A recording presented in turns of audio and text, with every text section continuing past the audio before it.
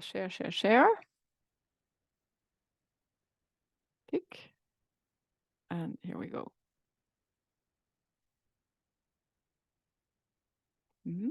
Okay. So now we have spoken about saturation and underexposure, which are things that happen when you acquire the image. Okay, these are the settings on the microscope. You acquire the images. The consequences is that we may saturate and underexpose our images, and we can check in the with the lookup tables and the histograms if we have that. So this is during acquisition. Here we're changing the settings and then we acquire an image. Once we have the image, oh yeah, first I forgot that. First I'm going to talk about the consequences of saturation and underexposure, and then I will show you what happens once we have the image. So why do we care about saturation and underexposure?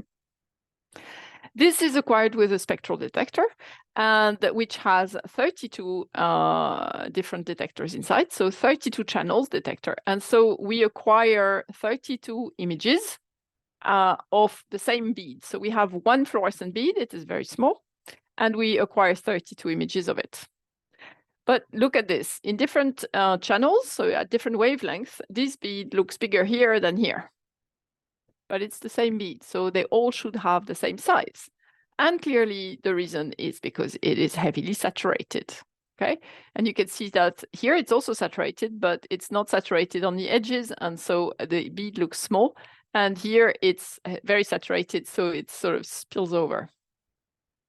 So some channels are saturated. Saturated objects appear artificially larger than they are. And so we get not only the wrong intensities, but we also get the wrong size. And that means that if we have crowded objects like these cells and they are saturated, they're going to fuse to each other because we get no details at all in between the cells. So not only we get the wrong intensity and the wrong size, we also get the wrong number if the objects are starting to fuse like this artificially. So always keep the saturation and underexposure lookup table on when you image, and set the imaging parameters to have no saturation in the area of interest. Now, what are the consequences of underexposure? It's similar. So this is an underexposed background, and again, it's very difficult to see if you do not have these lookup tables. And if you look at the histogram, if you have a trained eye, you will see that here in this image, we have a lot of details in the background. So it's not zero. The intensity is not zero. But in this image, everything is at zero, and then we have absolutely no information in the background. So from the histogram, you can see it. And so again, what you can see is that the edge of this bead is retracted compared to normal. So we have no details at the edge, and we get the wrong size again. So this bead looks smaller than the one that is not underexposed. When we try to publish this one may be accepted. You can see that there's, I hope you can see, there is a little bit of blue in the background. But again, this is not in the area of interest. Likely the cells are the area of interest, and it will not affect our image analysis. But this one is very likely to be rejected. So how painful would that be when you're at the end after working for 3 years on your paper, and then you're being told, do you have another image? That one is underexposed. Ouch. So keep the saturation underexposure lookup tables on at all time, and set the imaging parameters to have no underexposure. And if you have some background, so we spoke a little bit with Aphrodite about this earlier, or someone, Sadaf maybe, we had this thing that said, oh, but if I don't put the offset on my single point confocal, then the background is a bit grayish. Yes, but that's okay. And it can be removed after acquisition. So it's much better to acquire an image like this and remove the background after acquisition than acquiring the background with an offset that is at the wrong level, and that will prevent you from acquiring the dim pixels in your image, including in the sample. So we have here the saturation and underexposure lookup table is turned on, and you can not see any red and any blue. So that's good news. We have no saturation, no underexposure. We have the correct exposure. There's no blue or red. And so this is, we acquired this image on a single point confocal, and we want to, so sorry, I don't know what I wrote here. Yes, this is about underexposure. On single point confocal, it is possible, depending on your detectors, to get underexposure. So you have to set the offset. But in camera-based system, it is not possible to have underexposure. And this is because the manufacturers set an offset to the camera. So basically, the cameras cannot deal with zero values. I think I already said that.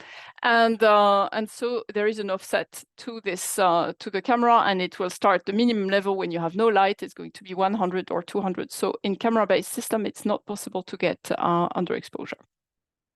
So always subtract the background after acquisition, and that could be autofluorescence in the mounting medium, and it's definitely the camera offset. If you have a camera, it has an offset.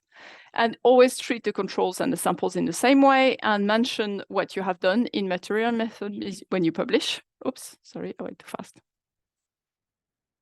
Okay, so this is fixing the background after acquisition. So what are the intensity information that we record in when we have saturated or underexposed pixel is absolutely incorrect. But the size of the objects might be incorrect, depending on where the saturation and the underexposure is. The number of objects that you count might be incorrect if they start fusing.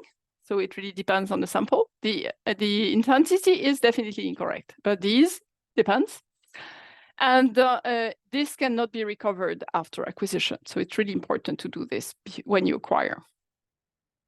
And these images are likely to be rejected by journals. So do not believe your eyes and go with the keep the underexposure and saturation lookup table on at all time when you image, and mention what you do to the images. And you can mention in the material and method the settings of the microscope were chosen to avoid saturation and underexposure. And this is just one sentence, and it will show to the reviewers what this person knows what they're doing.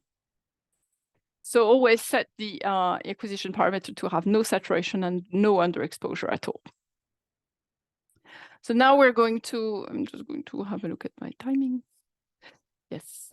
So now we're going to talk about the last little bit here, how to show bright and dim areas in an image. And so now everything that we had here was at the time of acquisition. Okay, and now we're talking about what we're going to do to an image that is already acquired so that we can actually see what's in the image with our poor little eyes. And I hope that, Evangelos, this is what you were asking about. Otherwise, you please let me know. So we have said before that the lookup tables are tools that are designed to help us see the image better, for example, artificial color and changing brightness and contrast.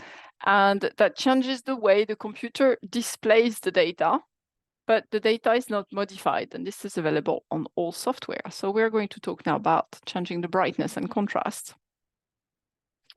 So there are different ways to change the brightness and contrast. You can do it manually, and that is available in all software, or you can do it automatically. So and on the Nikon software, if we click on this, we get this type of image that shows us the histogram, right? The number of pixels that have a certain intensity value. This is also the histogram. And what we can see here is that we have also different settings that allow us to do the same thing automatically. So for example, in the Nikon software, we can toggle the way we display things on and off. We can also auto-scale, and that is also the same thing. It's available in all software. Auto-scaling, it means that you push a button and then it will automatically show you only the minimum and the maximum in the image instead of, so if you have no scaling, no brightness and contrast, you will see from 0 to 4095 in a 12-bit image. But if you push the auto scale button, then you will get, the display will only show you the minimum and the maximum in the image. This can be done automatically, so you can very often always say always auto scale. I find it very annoying, so I think because then the image flickers when you go live and stuff like this. So I tend to use that one instead. And this allows you to toggle things on and off and to reset. So these buttons, are different. They look different in different software, but they're always there. And then we can look at how we do it manually, so we understand how it works. And basically, we can see when we click the auto scale button, this one, what we can see is that the image displays us. It puts basically the minimum in the image is going to be represented in black. Instead of having 0 represented black, the minimum in the image is going to be represented in black. And the maximum in the image, which in this blue channel is 1000, is going to be represented in white. So it just scales differently so that you are representing the minimum and the maximum everywhere. And so that allows you to see the minimum and the maximum in each image. So everything is anyway only displayed in 8 bits, regardless of how you acquire images, because this is what computer screens can display. So in here, we would have black is going to be set here, and then 256 is going to be shown at the maximum. This is the way the images will be displayed by the computer. But again, in any case, when you do anything like this, it doesn't change the data. The data is still there. So if you put your mouse above the image, you will still see the same intensities. So this is the brightest pixel in the image. But the maximum bit depth is still the same. It's 4095 for a 12-bit image, okay? So we only change the display in here. And that is what you can see in here is that most of these the brightest pixels in here, those that have the close to the brightest intensity, they're actually noise. So there's very, very little pixels in each intensity here. This is really our signal. This is the signal we're interested in, but you see that the maximum in the image is quite far away, and that's because of the noise in the image. And then typically you can also type and decide what you want to show as you want. So again, this is available in all software, and you will have to figure out where it is in yours. So when we push the contrast and the brightness, we can see dim details. And for example, it's very useful to see things out of focus. So when you have focused with transmitted light, then you and the eyepiece, and then you go to the microscope, the focus is slightly different, and then you image in fluorescence, and then you may see that the image is completely black. Typically, the first image you acquire is completely black. You push the brightness and contrast, and you will see, oh, this is out of focus, and that helps you refocus. Okay, this is one of the numerous applications where you would want to change the brightness and contrast. But do not get tricked by it.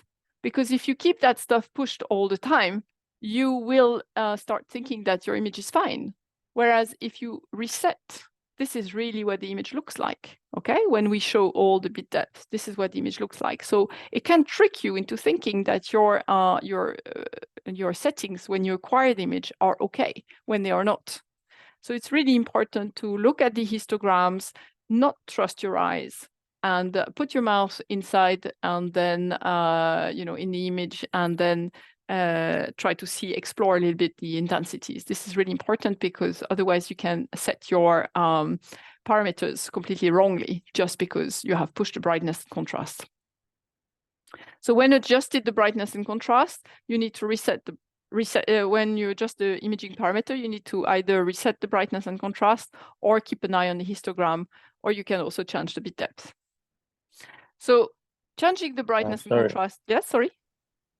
Is it fine if I ask Absolutely. a question about Please. it? By the way, yeah, thank you. That was what I was asking before. The auto scaling affects the actual image. I thought so, yeah. So it's good to learn how to express things. The dynamic range is really for the sensor. It's an acquisition thing. The bit depth is also an acquisition thing. And then we talk about brightness and contrast display. It's after acquisition.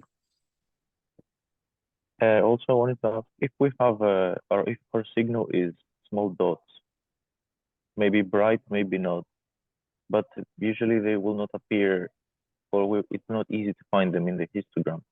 So is there a better way to adjust the parameters of the It's illumination? not easy to find them in histogram. It depends, because the histogram does not show you the size of the object. The histogram shows you how many pixels you have with a certain brightness. So if you have a lot of tiny, tiny dots, you will definitely see it in a histogram. See what I mean? Yeah. But I mean, usually if we have a staining like of the whole membrane or something that is big, then usually we see it easily in the histogram. But if it's small dots that are sparse, then sometimes it's hard to look at the histogram. I So was I think wondering if there's a way. yeah, I mean, if you look at the histogram, if you have the reason, let's say, or the case where you would have a histogram where you cannot differentiate where your signal is, it would be in this case, for example, here.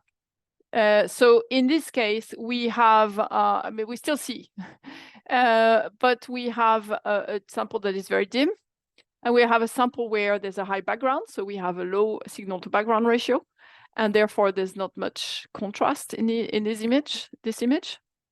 But in any case, we still see the bump in. So it's not the size of the image. What you see in the histogram is not the size. The only reason, if you have little dots and you cannot see them in the histogram like a big bump, it means that you have very, very few very few dots across the whole image, and they are not very bright. As soon as you have 100 dots in your image that are bright, even if they are very tiny, anyway, you will see a bump. Yeah, because this is the number of pixels. So the size of the objects does not influence this at all.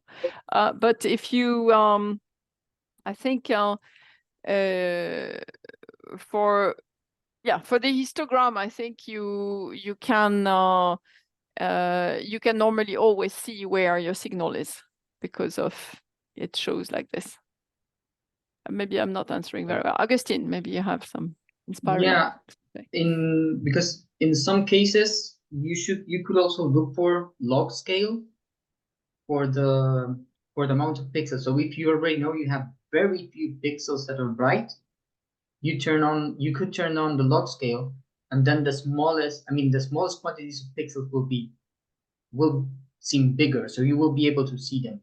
That might also help you. That's very true. Yeah. So I'm not sure, but I think that something like this, I'm not 100% sure if this is the one, but there are different ways to display here the histogram, and that must be something like that. Yufei, you had a question?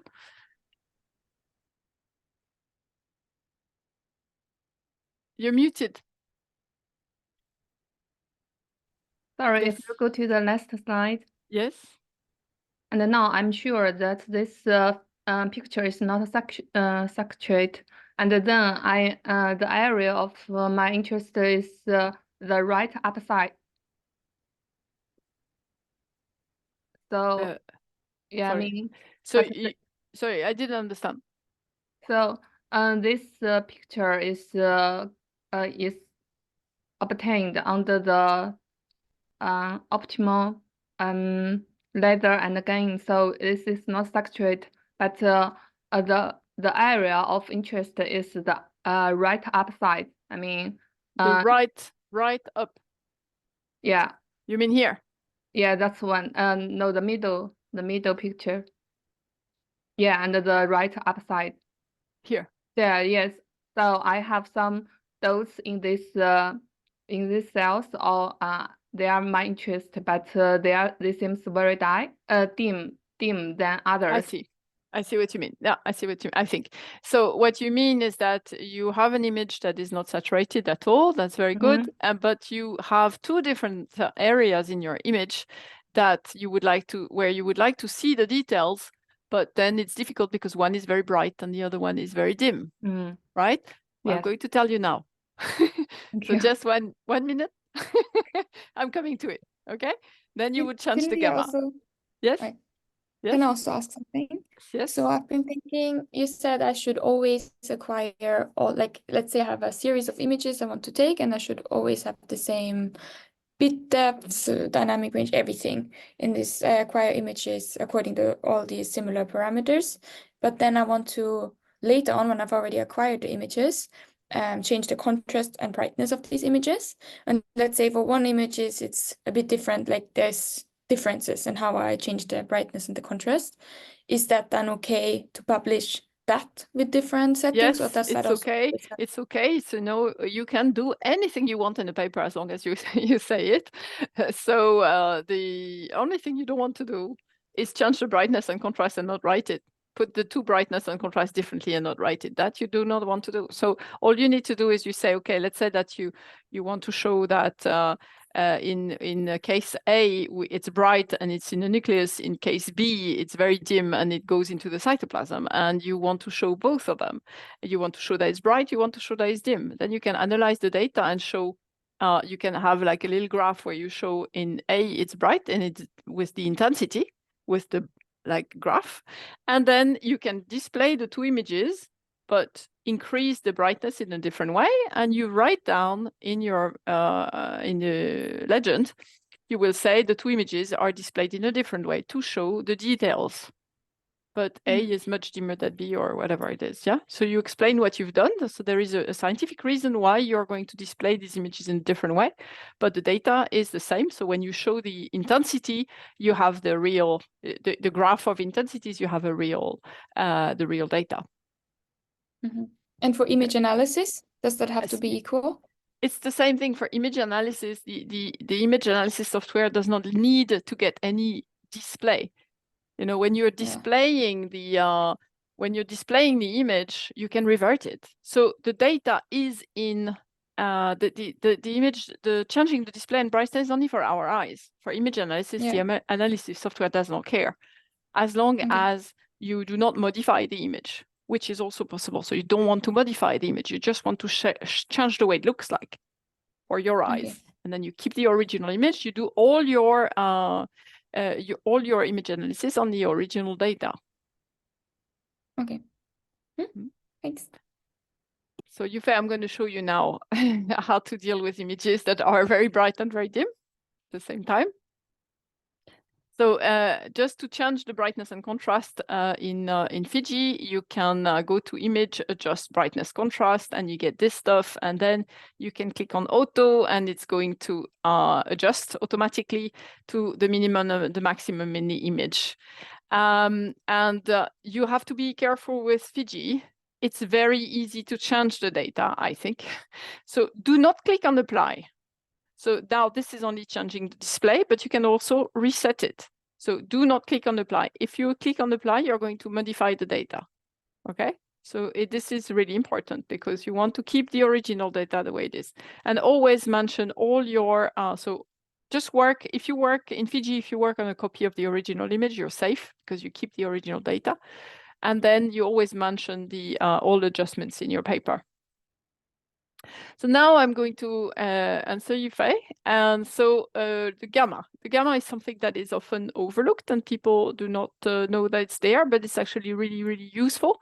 So what we have spoken about so far is changing the minimum and the maximum so that we can see things better, but we can also change the gamma. And again, in different software, sometimes it's a little bit hidden or something like this, but in the Nikon software, it's in here.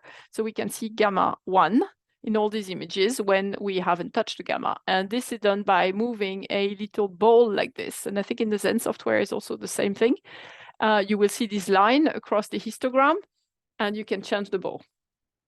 So we can move the ball up and down and slide it like this, and that will change the gamma. So this is available on all software.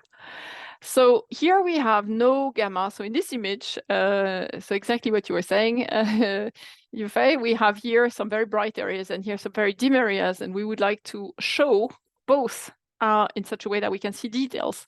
But if we change the brightness and contrast, what happens, so we have bright areas, dim areas, and when we change the brightness and contrast like this without changing the gamma, what we see is that these areas look saturated. We can see the details in the dim areas, but these areas look saturated, so like solid white.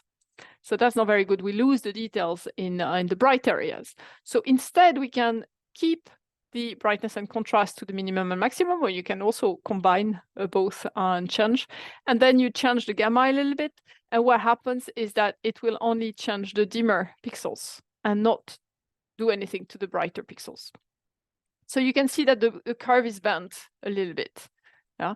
And whereas in here we have a straight line. This is the way you can recognize, but there's also written here the gamma change. So now the details are visible in both in the bright and the dim areas. When we change the brightness and contrast, this is a linear transformation. So all the pixels are affected equally. So this is a linear adjustment. But if we change the gamma, the bright and dim pixels are not affected in the same way. So this is non-linear, okay? Non-linear adjustment, only the dim pixels are adjusted and the bright pixels are not changed. So brightness, gamma, and contrast are very fantastic, but you must report things in articles. In brightness and contrast, it's sufficient to say, I adjusted the brightness and contrast of the images to show details. In the gamma, you must say what the gamma is because it's not linear, okay? So yes, so this is a very useful tool, the gamma. So now I would like to show again the consequences of underexposure. Here we have an image that is underexposed. So many pixels are 0. We cannot see it unless we have this underexposure tool on. And here is the same image with no underexposure. So they look very, very similar in the first range, but that's because our eyes are crap. So if instead I lower the gamma to see what happens in the dim areas, then now I'll apply a gamma 0.5 in both these images. And here we still have 0 because anyway, it starts at 0. But here we start seeing details in the background. And I hope you can appreciate, I'm not sure exactly how it works with Zoom, but that here there are no details at all around the cells. And for example, all the filopodia that are very small and thin and everything are not visible in here. They were eaten up by the underexposure. So they were not acquired basically because they are too dim. So if you have underexposure, and we can explore this with gamma, you have no fine intensity details at the edges. So, and this is the way to do gamma in Fiji. You go to process, math, gamma, and then you get something like this, and you can click in the preview to change the gamma and see what's going on. So you can see in here that you could actually change so that you can see things, details in the corner. With Fiji, again, a pinch of salt, always work on a copy of the original and beware of apply buttons. Okay, so here we have brightness, contrast, and gamma. We have here the raw image. There's no saturation, no underexposure. And if we do not like the fact that the background is a bit gray in here, never mind. We can change the brightness and contrast to make this image looks really nice in case we need, okay? So this is a much better strategy than trying to hide things by not acquiring them by the microscope. So acquire with no saturation, no underexposure in the area of interest, and fix the image afterwards with brightness, contrast, and gamma after acquisition, and always keep a copy of the original, but in most software, it will not change the data. So you can save the image with these settings. You need to figure out in your software how it works, but most of the time you can save the image with these settings, and when you reopen the image, it will still look like this, but you can reset and get the full data. Okay, so here is a little conclusion about this lecture. The bit depth determines the number of possible gray levels in the image. It's not the minimum and the maximum in the image, it's just the number that we could have at the maximum. Choose the bit depth to match the need of your experiment. By default, you should choose a low bit depth. So that you have access to speed, for example, and your images maybe are not so big. Yeah, just choose whatever is required for your own experiment, and having a low bit depth helps with image analysis. simply because it's easier for the software to deal with the less big data. And so set the imaging parameters to have no saturation and no underexposure at all in the areas of interest, and always turn on the saturation and underexposure lookup table when you're imaging so that you detect, so it's easier for you to see if you have a problem with your parameters. And changing the lookup tables does not change the data, except if you press apply on in Fiji. It only changes how the display is displayed on the computer screen. Okay, so explore your own software, try to see how you can change things, and when you save the image with when you save the image after changing the brightness and contrast, can you reset? Which means that you keep the full data. I think you will all need to do this. And yes, look at the histogram and hover with your mouse in the image to see the details. Do not believe your eyes. And you can change the bit depth after acquisition to 8 bits to be able to open images in non-scientific software. There's no need to go to a higher bit depth. It's only inconvenient and it doesn't gain anything. And change if you want to change the bit depth, only use a copy of the original. Keep the original intact. This is really very important. So always mention any modification in an article when you publish. And when you compare the intensity between images, make sure that you set. So if you compare by looking, so if you use an image analysis software, then the software will not see the display. It doesn't care about the display, only looks at the data. But if you want to compare by looking at the images, make sure that you have the same display. Otherwise, you're not going to be able to compare in a good way. And yeah, I think I will stop here.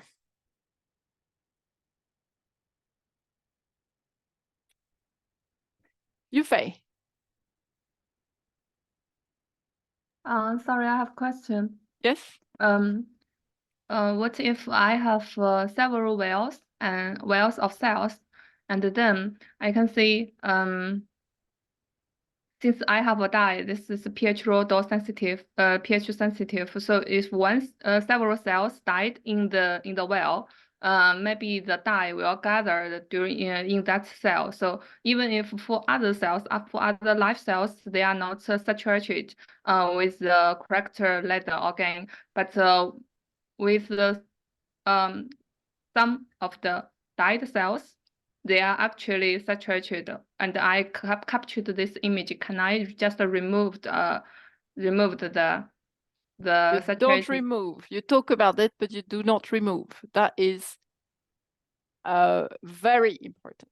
Very, very important. You, if you remove anything, this is misconduct, scientific misconduct. You cannot remove things from an image. But what you can do is you have this image and the dead cells are saturated, and you explain. You Okay. just you could just say, so you set all your parameters. This is why I say things like you should have no saturation, no underexposure in the area of interest. And you know, if you have dead cells in the field of view and you have lots of them, so it's difficult to avoid them. Of course, if you can avoid them, you can you should. But if you cannot avoid them, then you just mention it. You just say it. The saturated cells that are very rounded and very small are dead cells, and yeah, that's why they are saturated.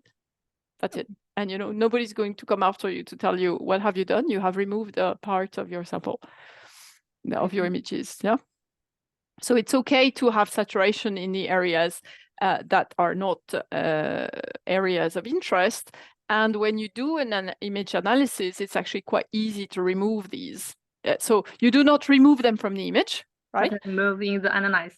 In the analysis, you can exclude everything that is saturated. And you explain when you do your image analysis and you write your paper, you say all the saturated pixels coming from dead cells have been excluded from the analysis.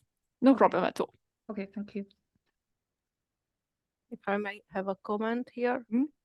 If you guys will watch the Whitefield versus confocal workshop, there you will see that because I want to see certain structures, I need to some of my parts of the cells will be really saturated. But even in the workshop, I mentioned that because I'm not interested at all in those areas, I want to highlight the microtubules. So it's totally okay, but I say it, I mention it, so everybody knows why I allow saturation in my by imaging and in which regions. Just as a parenthesis, it will be very obvious there, so you know it's not a mistake. It's I made it in purpose, but I also explain why I did that. Yeah. Thank you. Yeah, I think it's very important to mention that as well. Do we have any more questions? Okay, but if we have no more questions, we're going to do our little usual trick and disappear into the workshop Zoom, where we will continue our little quizzes until lunch. See you there.